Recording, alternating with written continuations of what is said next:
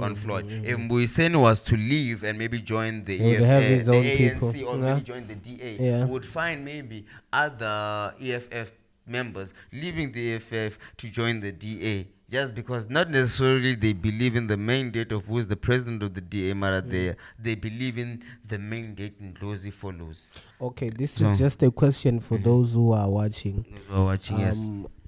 Is there a possibility that at some point we are going to see a Julius Malema that goes back to the EFF? I mean, to the ANC. I mean, currently the ANC, you can see they're short-staffed when it comes to leaders. Yeah. They're short-staffed. They don't even know who's going to replace Cyril Ramaphosa. Exactly. So, will it be a surprise to see a Julius Malema go taking his people back into the ANC? And that's the question for those who are watching. That's a really good question. So please, guys, leave your comments there. And would you also love, because right now we can see that the AFF, it's only a matter of time, It's only a matter of time. It becomes like cope, and then it just dissolves into thin air.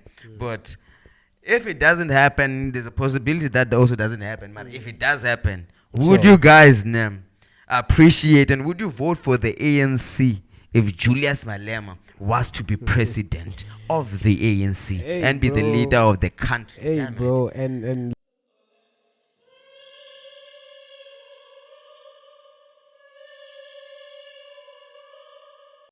I think this one is a small problem. This one, because like I heard when it came to, which one was that one, that bill that the president signed, the recent one, the Bella bill. Yeah. So now, with all the tantrums, the day Vela has been tentramatic since the beginning. Or they've had drama from the early days. From the early days of the elections till they got into the GNU, still wanting to cause drama in the GNU. And then what I heard, what makes me feel like DA is, it's not an elephant, it's not a big problem, because they're not the big elephant in the GNU. I thought so, because right now I thought whatever the DA will want to happen, the ANC will conform to. But then now they jumping around, ANC is still doing what they're doing.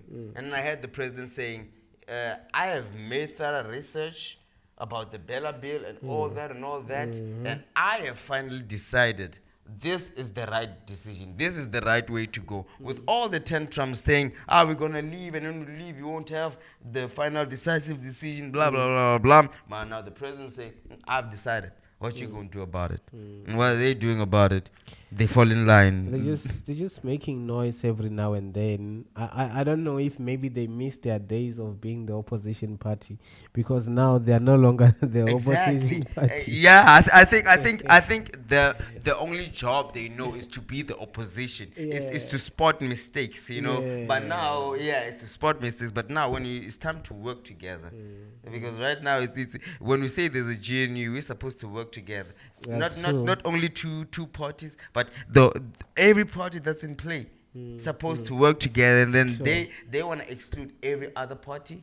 They want to work with the ANC, but it's not like they want to work with the ANC. They want to bulldoze the ANC into making decisions the DA wants. Okay, here's the thing. President Ramaphosa currently is in Russia, attending the BRICS summit or BRICS conference or whatever they call it. So it's held in Russia. Obviously, the host is Putin. Then there's a statement where Ramaphosa says Putin is our ally, is our ally, something like that. Yes. And then he's like, Russia is an ally to South Africa. And then the DA somehow saw it fit for them to run to Twitter, now known as X, and then start making big political statements saying they distance themselves from what Ramaphosa said on Twitter, as if we get it, they're in government, but they're not the president. Exactly. And now, that's what I'm saying. Right now, it's a matter of the reason. I think even Malema said this. The reason, I understand why South Africa is an ally to Russia. Now, the reason Russia is an ally to South Africa. During apartheid, Sure. Russia took up arms to help South Africans. Sure. During the tough times of the native of the country, Sure. Russia decided, no, even though we are white people, Uh-huh. we don't want to stand with these Western people. Sure. We don't conform to the ideologies of running countries or coming into countries and ruling them. We don't stand by that. Yeah. And then we, as Russia, we're going to help the native of the country. So now, down the line, So. they still saying, no, man, whatever the natural person of the country wants, us Russians, we're going to help them. And then why is it wrong for us? Yeah, I understand, because maybe the white people were not in trouble in terms of apartheid. They were not in dire situations. They were not facing problems. They were living the good life. So I understand why maybe the DA doesn't really care about Russia.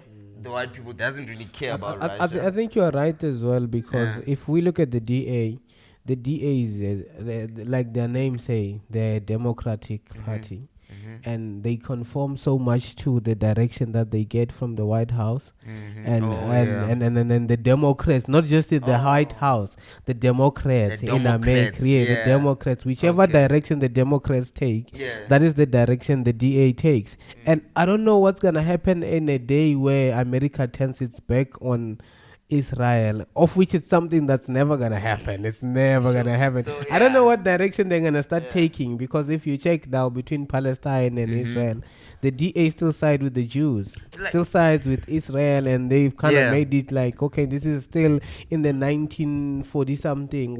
This place was only for what you call them, the Middle Eastern people. This, like, how do you find Western people in the Middle Eastern area? It's like somewhere in Africa you find a country where there's only white people. Like, so how did that happen? I think the one thing as well is that the leadership in the DA, it's more like that those people who are faithful to where they are from, and if you join the party, you need to be faithful to what the top leadership worships.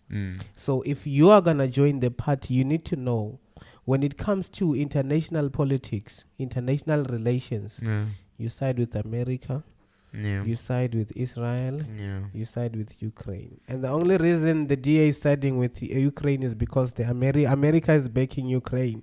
If it wasn't the case, DA wouldn't even like talk about Ukraine. So now, all of a sudden, Vladimir Putin is an enemy to South Africa.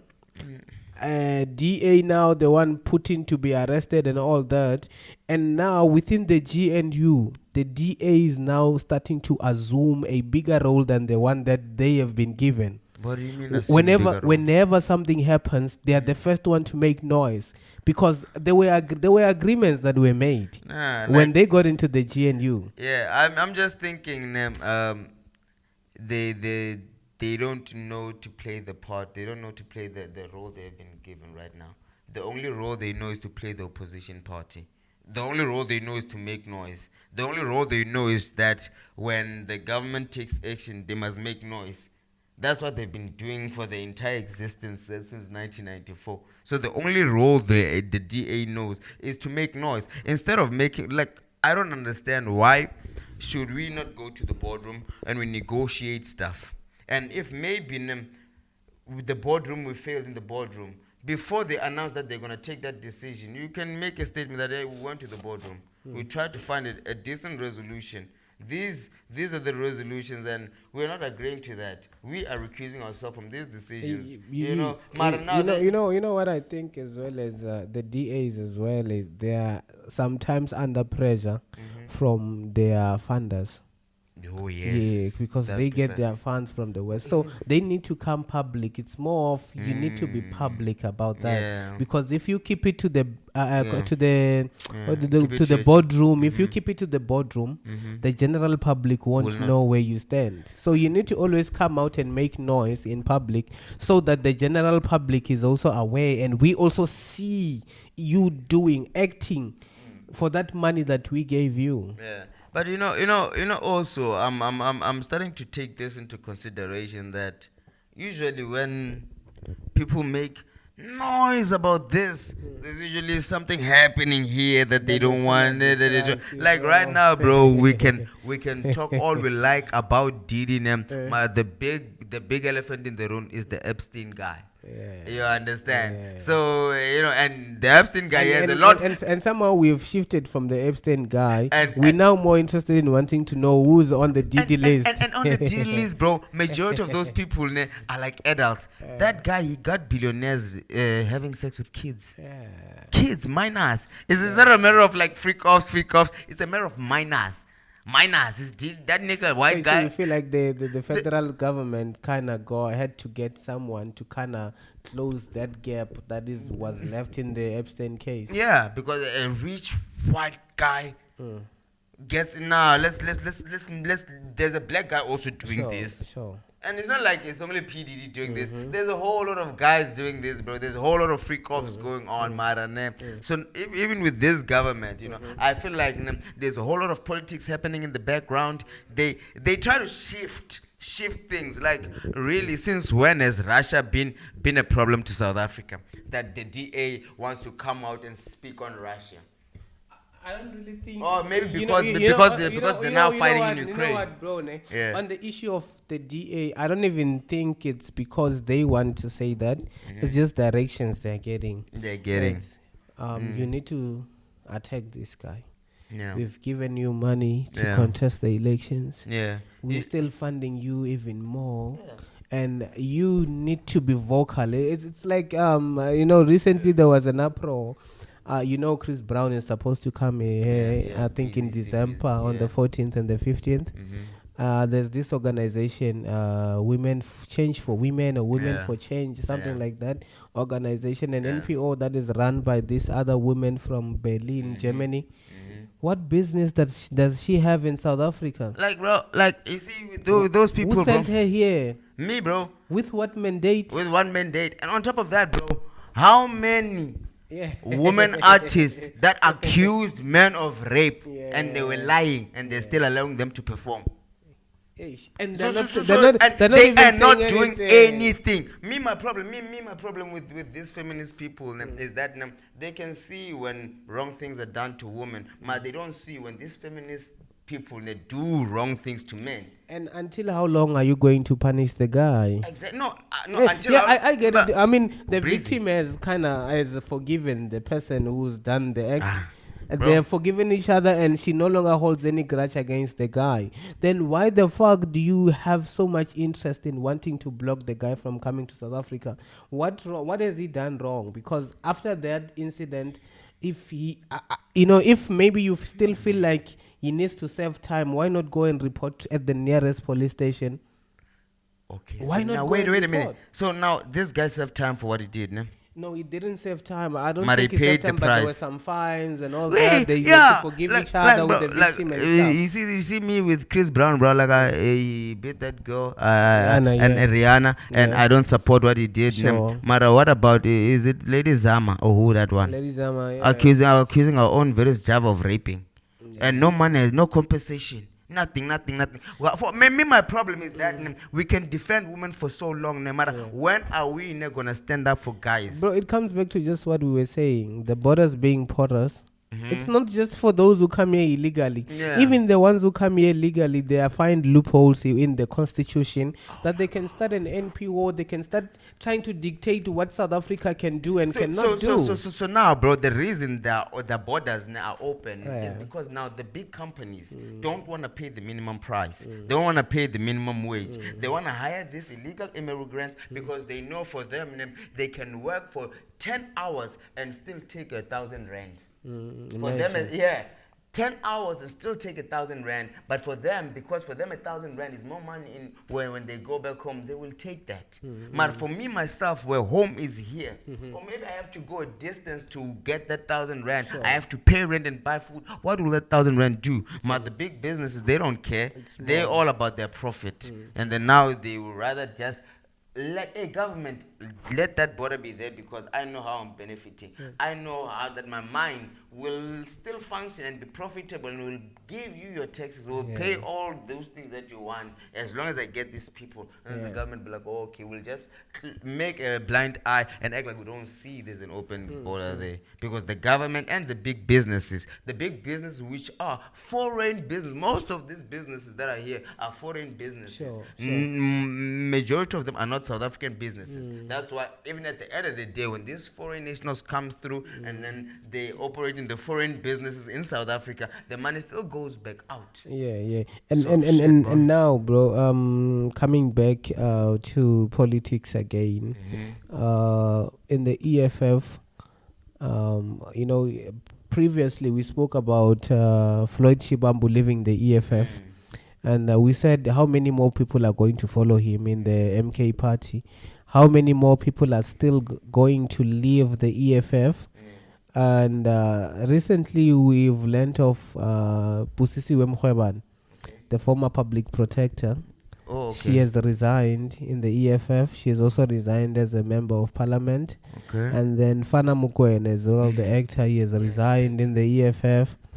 What's the cause? What's happening in the EFF that we are seeing so many people leave after the last elections? I'm just thinking of this now. When Malema was on stage before the elections, that one was rising. Rising. On that thing that goes up. Nigga elevating. Rise,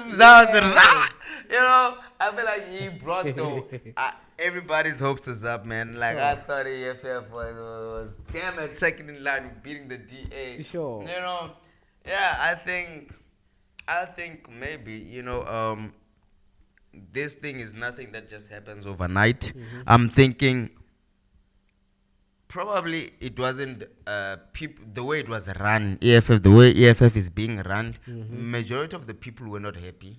And then, but they were maybe hopeful that there are someday that we for the basic of things that the basis of the EFF of fighting for the black person, this is the right cause. And when we're looking at this cause, before the MK party, it was only the ANC and the DA that was able to compete. But now with EFF, we're looking like EFF looked like it was the ANC of the old, fighting for the black person, fighting for what the black person wants, the South African. But then now, maybe behind back rooms, because that's why, during the year, we like what Malema is saying, But when it's time for elections, Malema will say things that are outrageous. You don't understand? like, bro, I would root for Malema the whole year or 2 years in running matter. And then when it comes to election time, he says stuff like, you'll be like, no, man, you shouldn't have said it like that. No, you shouldn't have. No. So I'm thinking, and everybody be like, nah, man. But what about the centralization of power within the EFF, where all the top decisions have to be made by the presidential office, have to be made in the presidential office? I get it. And like where there are structures within the EFF, there is the student command, there is the central command. But then you happen to find that the presidential office still takes decision for what is going to happen within those substructures of the EFF. Is it not something that ended up leading to the other people who joined the EFF thinking maybe we might have a say in the party, realizing that in this party we're never going to be heard? What's going to be done is what the supreme leader, sorry for saying this, the supreme leader wants. When the supreme leader say we jump, we jump. When the supreme leader say orange is not okay, we all say orange is not okay. When the supreme leader comes and say you go online and say this in this way. No, you see, I think this takes us back to the conversation we were having earlier when we talked about Kaizer Chiefs, and we talked about the trip of who was that guy, the sports minister? The trip of the sportsman, Gayton McKenzie. So now it's like this, bro. It's like this. Right now we're looking at Chiefs. I'm a fan. I'm blaming Bobby Mtawing for making I'm blaming wrong. dead. I'm blaming So for the wrong financial use of the company. Sure. But now, at the end of the day, the owner of the company must take the blame. Sure. Right now, we're looking at Gayton McKenzie's trip and the expenses. We can blame the one spending the money, Mara, the head.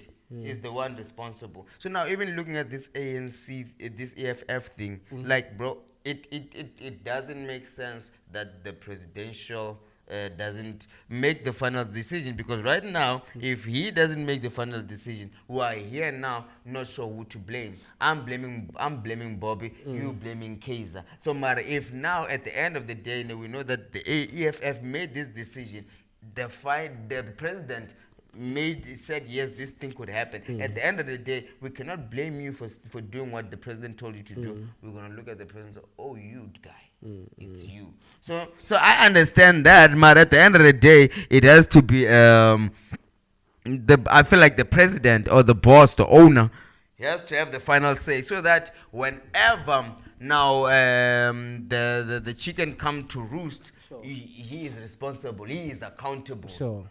But then what happens now in trusting like your own members and the people you've elected, because you're supposed to sometimes delegate responsibility, because you cannot try to oversee everything. It's just like now Ramaphosa being responsible for the Women's League as to who they elect, who they don't elect. He has his own responsibilities that he have to attend to every day. He cannot come and say that is not the right candidate, don't elect her, and then he goes to the youth league as well, he goes and say that is not the right candidate, do not elect him. So like, okay, so personally in my own perception, I feel like maybe a leader should have like advisors. So like, in a sense of, maybe if I make a decision, I'm not just, it's not like my own head. Sure. So like, I should have advice. No, sure, dude, I don't like this guy. He has this and this and this. And you tell, no, Mara, even with that said, sure, these qualifications, look at his work here and here and here. He is perfect for this job. You know. Sure. So and then I can make the final decision. Sure. But if then me as a leader, I don't want advice from anyone, then that becomes a problem. Yeah, because you know, it's something that was highlighted by Busisiwe Mkhwebane on some podcast. Because now it leads us back to that point where you start asking yourself, how many times have you seen EFF members coming out, and even the members of parliament coming out, agreeing in public to something that they do not agree with personally? Because what I know is, what I've seen from the ANC, as much as the ANC is so disorganized, sometimes you will find that one outlier who will speak his own mind. Yeah. Like with the Pala issue, you'll find some ANC members saying Ramaphosa needs to be held accountable for what he did. But then in the EFF, do we have room for that, where on the border policy where the other members can come and challenge the vision of the party and say, we do not agree with this. At least let's work it this way. You see, once I feel like a party is like that, where you can't even have a different opinion from someone else, I feel like that's a cult. That becomes more of a cult, because like, we are human beings, bro. Like, we have different life experiences, you know, and it's not like the owner, like, ain't nowhere, bro. Even Elon Musk, he says, like, I don't know everything, but I get people to know things for me. Sure. You understand? Sure. So that when it's time for me to make a decision, maybe on a printer, I'm not a specialist in printers. I have the right guy who will tell me this is the best printer, this is the worst printer. So, you know, so like, if you are not putting a good team around you as a leader, like, bro, and a good team is not yes man. It's not people who, when you say this, the yes. No, a good team is people who are gonna critique you, say, no, here you are wrong, bro. Here you don't have enough information. Let us show you the information. It's like this. And then you can make better decisions. So now, if Malema doesn't have that strong team around him, then it's biting him in the foot. Okay, now if that is biting Malema in the foot, in the MK party, where they're saying members won't be electing or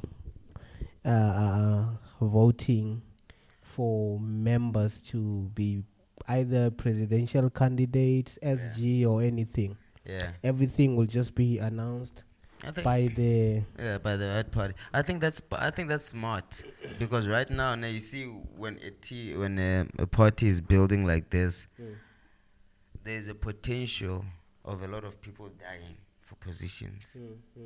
You know, so like if and people maybe being threatened, you don't vote for who. In this case, there are a whole lot of gun violence, a whole lot of things. So, like, I think, it's smart from the kingpin of these Zulu guys to say, no, you know what, man, I will decide. So, if you guys going to have a problem, you might as well shoot me. Yeah. And especially looking at how the party, there was a lot of conflict. I think within just a few months of being established, you remember with that other guy was claiming that the MK party was his, Kumal or something. Yeah, okay, I see that one. Yeah. So they're scared that they could be money decides to the members, and at some point it ends up getting to a point where money decides who holds this position. Yeah, personally, that's what I'm thinking, like if you want to build something, because whatever happens in terms of these elections, and who gets what position, at the end of the day, we were going to go and blame Zuma. So I think that's smart of him. Just as what happens to those leaders who are joining the party from a perspective where they're saying, like, for example, moving from the EFF to an MK party because you are thinking this guy, Julius Malema, wanted to have all the power in the party, wanted to have all the say. What does that mean for such members who are joining the MK party? Are they saying they fully trust in the decision making of Jacob Zuma more than they did with Julius Malema, the likes of Boom, Mzanele Manyi, Floyd, like joining that party? I think, with what Julius said, as a political figure, you gain followers. Julius has his followers, Busisiwe Mkhwebane has his followers, even Floyd has his own followers. So maybe certain times the people that are moving to MK are not necessarily having faith in the decision of Jacob Zuma, but they're having faith in maybe Floyd. Because now, if I'm assuming, because in my assumption, the MK might have approached Floyd, and if they approached Floyd and convinced Floyd, and then Floyd decided, hey guys, me, I'm moving here. Yeah, me, me, I won't shoot at you guys. You see, I've been with you guys, even in the struggle in EFF with separation, whatnot. You are my people, I'm your people, I'm your person. So if I go there, this is what I believe in, this is why I'm going there for. So I'm thinking people who are going to leave the EFF and join the MK, it's not necessarily because they're trusting more on that guy, but they're trusting more on thingy. Lastly, man, Tito Mboweni is passing away. Tito Mboweni. Hey, bro. Ah, man. Like, first time I ever heard of Tito Mboweni, I was being taught in primary that, hey, look at your man. You see that name there? That's Mboweni there. Alright. Yo, man. So, what can we say, bro? Me, yeah, man, what was he all about? Me, I feel like he was more like African in a way. He was more into his roots. I think he helped us for a few bits. Those that knew him followed him for a little bit. He helped us, yeah, man, maybe come back to our roots a little bit. Yeah. But okay, because you know why you wanna come back to Tito? You know why I also mentioned him is there's like a two side of the coin when it comes to him. There's the Tito Mboweni, the governor, and Tito Mboweni, the guy in retirement, staying in his Mahuba's kloof. Farm. Yeah.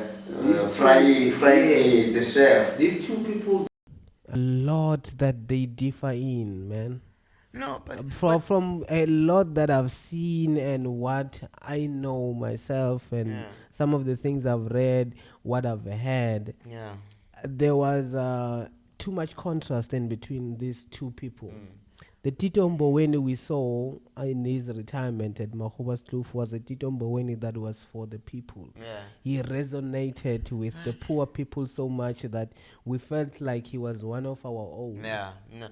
But the one who was governor, the one who was Minister of Finance, I feel like he resonated more with the rich people. Now, you see, that's my and just by looking at it, you I think you're not far off from the truth, because like I feel like politicians are liars, right? All politicians are liars and they're actors. So as much as because right now you're put in a position and then you're told the investors, and these investors require this from you and then you already know that, shit, boy, I'm fucking up the country. I'm doing shit. Really, I'm the one doing this. Mario, you got a job. You got a job and you got to do a job. So at the end of the day, I feel like you have to, maybe as a politician, as a governor, come on stage, lie to the country, and go back to the white guys and tell them, no, boss. All right, intwana mina. Awutseminyana la no ubona famunyana liya la obamnandi. So I feel like as part of the job, he had to be that guy, but then he had to come back and show us that no, dude, you guys, I understand. And more like how a lot of people thought in his retirement he looked poor. Yeah, he looked poor, but he was wealthy. No, thing is, I don't know. Maybe it's this thing with the rich people. They don't care about looking rich because clothes. What are clothes? You understand? Because it's a matter of clothes. You're talking about combing his hair. It's just his hair, bro. That doesn't mean he's dumb. That doesn't mean there's no money. And you look at a lot of maybe even white guys, bro. Like certain times you'll find them wearing the old khaki shorts. And thing is like. But the one thing I can say is that in his retirement days, man, he looked like one of those relatable and approachable timers in the hood that you can just literally go to and just want to have a conversation about so many things. And even like in his retirement, he just I just feel of when I think of him in his retirement, I think of him and Zbu, the Mofire guy, when he was going through his episodes of hugging the tree, walking barefoot, like trying to reconnect with nature. I feel like that's what Tito Mboweni was also doing, like trying to reconnect with nature, like. Yeah, bro, in his farm, always alive in nature, cooking, eating. So I just feel like, man, and getting cooked as well.